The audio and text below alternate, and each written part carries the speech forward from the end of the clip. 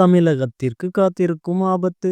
இந்திய பெருங்கடலில் நடக்கும் மாற்றம் விஞ்ஞானிகள் எச்சரிக்கை. தமிழகத்தில் நீண்ட கடற்கரை, குறிப்பாக சென்னை, கடலூர், நாகப்பட்டினம், கன்னியாகுமரி இன்று ஒரு புதிய இயற்கை சவாலில் முன் நிற்கிறது. விஞ்ஞானிகள் கூறுவதாவது: இந்திய பெருங்கடல் பகுதியில் கடல் வெப்பநிலை வேகமாக உயர்ந்து வருகிறது. இதனால் உருவாகும் கடல் வெப்ப அலைகள் கடந்த சில ஆண்டுகள் அதிகரித்துள்ளது.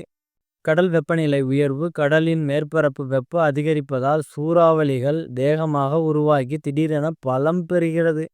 கடல் மட்டம் உயர்வு பனிப்பாறைகள் உருகுவதால் நீர் விரிவாதல் காரணமாக கடல் மட்டம் மெதுவாக உயர்கிறது. இது கடற்கரை பகுதிகளில் வெள்ள அபாயத்தை அதிகரிக்கிறது. கடல் வெப்பம் மாறுவதால் மீன்கள் தங்கள் இயல்பான வாழ்விடத்தை மாற்றுகின்றன. இதனால் மீனவர்கள் பாதிப்படைய வாய்ப்பு உள்ளது.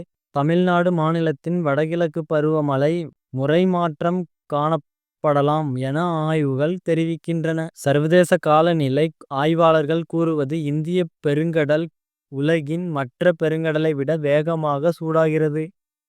இதன் தாக்கம் தென்னிந்தியாவுக்கு நேரடியாக இருக்கும். கடந்த சில ஆண்டுகள் ஏற்பட்ட கடும் சூறாவளிகள் இதற்கான முன்னோட்டமாக பார்க்கப்படுகிறது.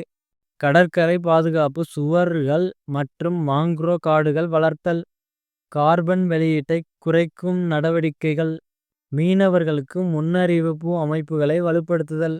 பொதுமக்களுக்கு காலநிலை விழிப்புணர்வு. தமிழகத்திற்கு உடனடி பேரழிவு வரப்போவதில்லை, ஆனால் இயற்கையின் இந்த மாற்றங்கள் ஒரு எச்சரிக்கை மணியாகும்.